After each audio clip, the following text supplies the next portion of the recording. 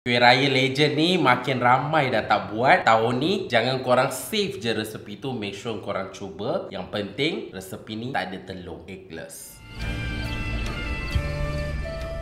Masukkan 260 gram tepung gandum, 170 gram tepung custard, 2 teaspoon baking powder. Lepas tu kita ayak dia.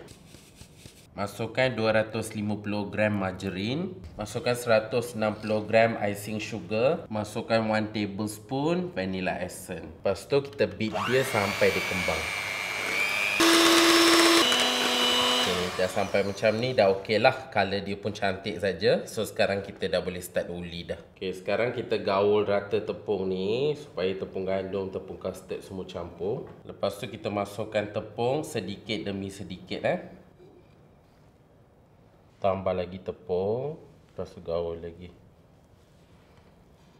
Kita kena uli sampai dia dapat tepung yang dough yang dry macam ni Kalau rasa macam lembik sangat, boleh tambah sedikit tepung gandum lah sampai dapat hasil yang macam ni. Dia tak keras, tak lembut, ngam-ngam saja. Boleh letak dalam peti sejuk sekejap sebelum kita continue.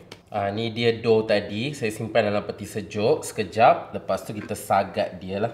Proses ni memang dia mencabar sedikit, tapi jangan putus asa. Sebab hasil dia sangat lumayan. Okey, once kita dah sagat, kita just ketuk-ketuk dia. Lepas tu kita angkat dia. Sekarang kita ambil dia manja-manja sikit dan letak dalam bekas ni. Memang kuih raya ni rumit sikit cara nak buat dia, tapi legend lah. Ni kita bakar gunakan air fryer saja. Kalau nak gunakan oven, ikut hangpa lah.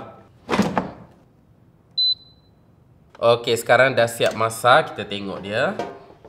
Kita susun dulu. Kita garnishing menggunakan chocolate rice sedikit. Lepas tu boleh letak benda entah color rice. Letak je lah sikit untuk color. Sehijau Ramadan.